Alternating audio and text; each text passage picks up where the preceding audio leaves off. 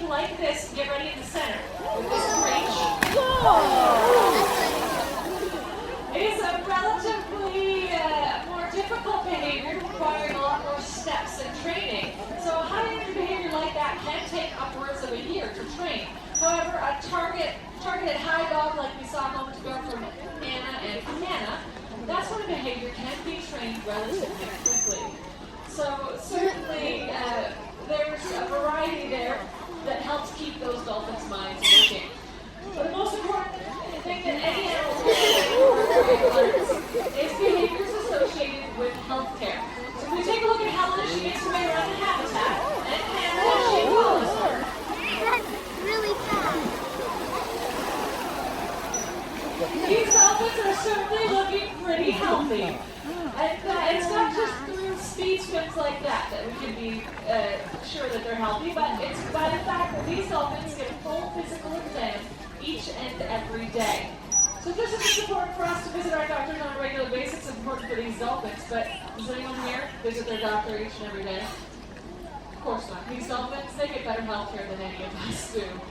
So taking a look at their tummies, their backs, making sure there's no new nicks, cuts, scratches, bumps, taking a look at their eyes, making sure they're clear and bright, taking a look at their teeth and gums. But we take it a step further.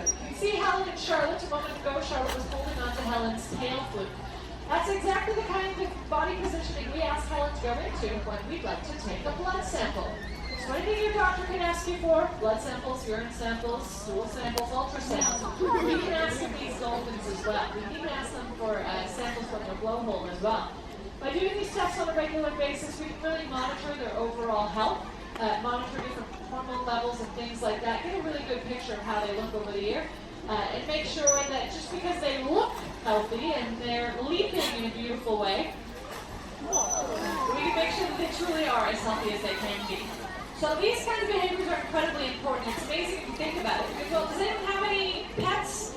Maybe not ones that leap and jump quite like this, but does anyone have any pets at home? A few of you. Now, how have you found taking your pets to the vet? Thumbs up for goes well, thumbs down for not so good. Yeah, I'm saying some thumbs down. It can certainly be a challenge taking our pets to the vet. But you see, our trainers, they practice those healthcare behaviors, ultrasounds, blood samples, that kind of thing, every day. Because that way it becomes routine and a whole lot less stressful for these animals. So I'm sure the trainers would tell us, we want to have an easier time taking our pets to the vet. We should maybe take them 3, maybe even 4 times a week. Reward them, get them used to it, get them comfortable with it. But of course, I don't know how many of us can take our pets to the vet 2 or 3 or 4 times a week if we don't have to. So already you might be getting a sense of just what kind of time and effort goes into training these animals. And it's so important to us here at Vancouver Aquarium because of the history of these mouthy and toothy dolphins. Because, you see, both of them are actually rescued and rehabilitated animals. They were both found entangled in fixed fishing nets off the coast of Japan. Now, Helen here, closer to myself, she was rescued in 1996. And if you take a look at her pectoral or side flippers, you might notice that they're a little bit smaller than Hannah's. You can compare them side by side right now. So in fact, Helen's fins had to be partially removed in order to save her life. But if there's anything we've seen from Helen this afternoon, she can do anything Hannah can do. She can certainly engage in some pretty beautiful leaps and jumps. Even beautiful behaviors like this in the center. Get your cameras ready. So why is it that Helen was unable to be re-released? Well, it's because her rehabilitation was very extensive. It took over a year before she was healthy again. And in whales, dolphins, and porpoises, if their rehabilitation takes over a year, at that point they are often considered human imprinted. So they are not able to be re-released. There's not been very many successful re-releases at all.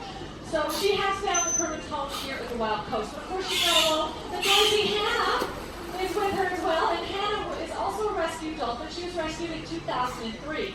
Though we don't see any scarring on Hannah, her rehabilitation was also very extensive. She was very underweight. She was emaciated. So her recovery was also extensive. But the two of them arrived here together in October of 2005. Another stories are unfortunate. Of course, we work hard to make sure they're as healthy as possible. But we also work hard to make sure that the same thing doesn't happen to other dolphins out there. You see, there are estimates that range and figure that it could be as many as 800 whale dolphins and porpoises are found entangled in fishing nets every day. That's a huge number. And we we can to reduce those threats. Because yes, these animals simply are beautiful. This noise that we're hearing, well, not that one, this one, that clicky kind of noise, is something similar to what dolphin echolocation, or that kind of animal sonar sounds like. And Helen and Hannah have since 2008 been participating in a dolphin echolocation study, helping us to better understand why dolphins are entangled in nets, and hopefully try and prevent the same thing from happening in the future. In fact, we're even able to very safely introduce different types of netting material into the water with them. And see that one type of material that they can sort of hear better than another. Hopefully will help guide fisheries management in the future so we can better protect these incredible animals. So sometimes through this training we can see all of that happening, and we've had an opportunity to see some incredible things here. Our Helen and Hannah again. So we want to ensure that the dolphins on our coast, and in fact in any ocean, can leak beautifully like that for years to come. You can continue to help support the research that happens here on site with Helen and Hannah. How? Because we're a self-supporting nonprofit organization. Your admission, if you purchase anything at the cafe or gift shop, or you become a member, all of that goes right back to supporting the rather extensive research programs that happen here on site. I invite you to attend more shows to learn a little bit more about that research.